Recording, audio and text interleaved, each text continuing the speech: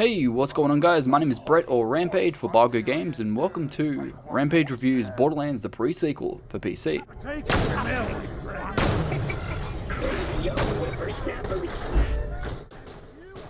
Borderlands the pre-sequel is a first-person shooter action role-playing game developed by 2K Australia in association with Gearbox software and published by 2K Games.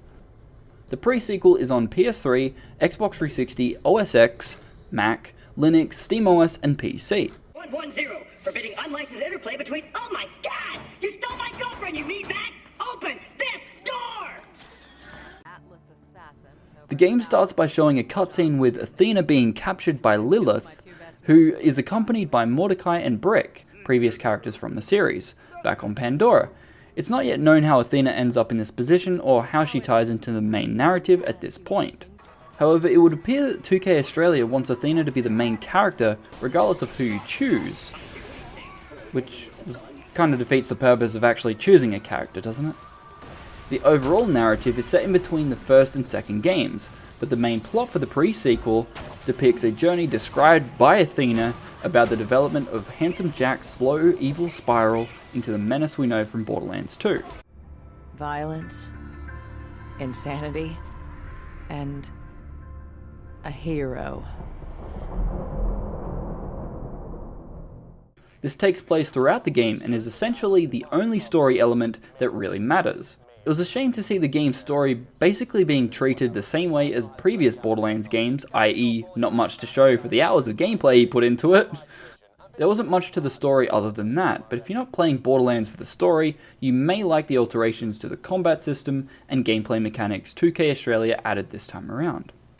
In the pre-sequel, the player has the option to choose from 4 completely new characters: Wilhelm the Enforcer, Athena the Gladiator, Nisha the Lawbringer, and Claptrap as the Mistake. Me personally, I think Claptrap's probably the best playable character. Granted, there are also DLC characters such as Jack Doppelganger, which is essentially Handsome Jack's doppelganger, which you can buy for $9.99 USD, or Aurelia Baroness for $13.99 USD.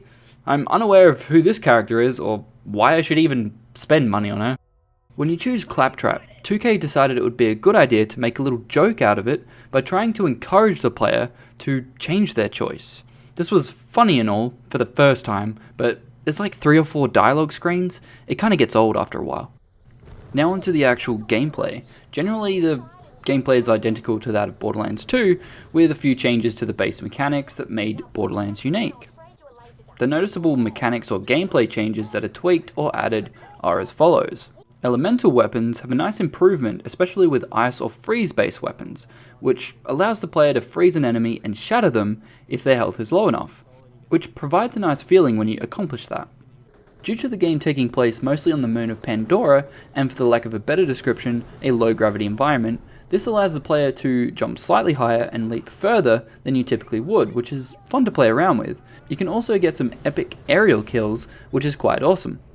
The oxygen meter is a new mechanic that was added to the game, which is a secondary resource for all characters apart from Claptrap. Due to him being a robot, he doesn't require or need any oxygen tanks. However, the oxygen can be gathered and used as a jump boost for all characters, but is quickly depleted each time you use it. Oxygenated barriers is a new gameplay mechanic which allows the player to deploy temporary breathable areas in between objectives. However, I didn't play with anyone other than Athena or Claptrap, so I am unclear as to if any of the other characters can manually deploy them, but that would be cool. Driving around is always fun in Borderlands, but driving the Stingray made everything I previously enjoyed about mucking around with vehicles in Borderlands and expanded the fun factor for me, although if you are in a low gravity environment, driving up a dune or curved surface for either the buggy or the Stingray didn't seem to launch the vehicle as much as I had expected, without using the Stingray's jump ability of course. The player also has the ability to use a slam attack, which allows you to quickly rappel back down to the ground if you're floating further away than you would like, or you can simply deal damage to nearby enemies, which actually comes in handy, surprisingly. However, the gameplay in terms of mission objective variety, at least for the start of the game, seems like the developer didn't know what to add, so they simply added filler. I didn't find Borderlands the pre-sequel compelling enough for me to, play through the entire game because I felt like I'd played it all before. The developers used a visual technique called cell shading for the pre-sequel, which was also used on all the previous games. However, it is clear that this is a chosen style for the developer, so no points taken off in that regard. If I had to complain about the graphics, it would be that some textures don't blend into the environment correctly and are just plain weird looking or completely pixelated, not cell shaded, just bad looking. I'm not a fan of cell shading, so I wasn't impressed personally with the textures, but my opinions aside, the physics once again is way over the top and causes extreme frame rate lag even on high-end gaming PCs. Near the start of the game it's all fine, but once you get outside and start to blow things up, the frame rate drops significantly and to this day is still not fixed. It's a real shame because I felt that the physics particles in this game looked more believable this time around because they closely resemble the textures within the game rather than some random jelly or completely different texture like the previous game. The other issue that I had with physics was that the color of the particles was slightly different to the texture you shoot, which is kind of weird if you think about it. Hey, my best mate in the whole wide world's gone missing, and I could really use some help finding him. I think it was him.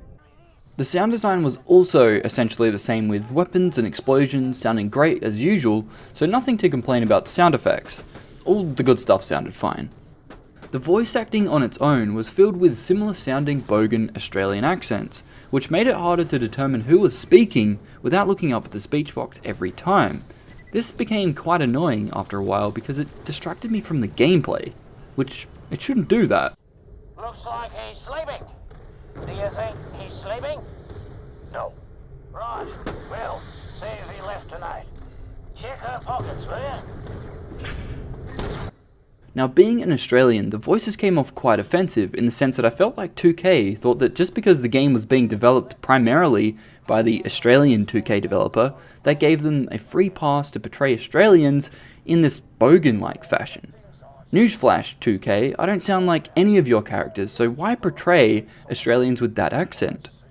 Most Aussies don't sound anything like that, so in turn it was depicting Australians in quite a negative light, and could be deemed disrespectful to some, like it was to me.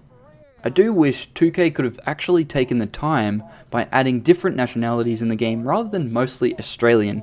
That was kind of off-putting to me. 2K also added loads of Australian sounding or based things within the game or areas. It just was weird. I don't know what the hell they were thinking. Jumbuck, I grabbed him with glee and I shoved him in me tucker bag.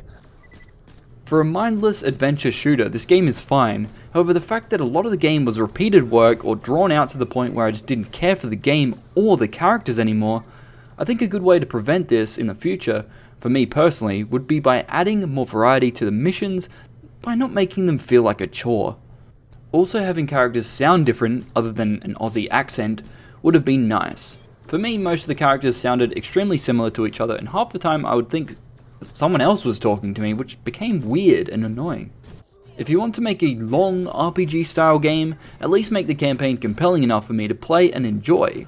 I do understand that a lot of RPG games do this, but it would be nice to steer away from the common formula that has been with Borderlands since the beginning. A full-length game on how Handsome Jack became evil?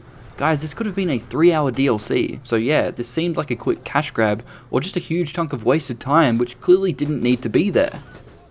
Also, the number of poor Aussie accents in this game didn't help bring the score up. By poor, I mean all had similar bogan accents. Change them up at least, jeez. The entire game, besides the reskinned models and environments, seemed like I had played it all before, which was quite a shame because I was looking forward to this game because it had low level gravity elements, however they didn't turn out to be as good as they implied. However, if you do have a group of people that you want to play Borderlands with, this game is fun in that regard, I'm not going to lie there, but the actual gameplay itself, I just felt it was too similar to the previous game, so that is why Borderlands the Pre-Sequel gets a 4 out of 10 from me. For more reviews, check out Bagogames.com. My name is Rampage, please don't forget to rate, comment and subscribe, and I'll see you guys in the next one.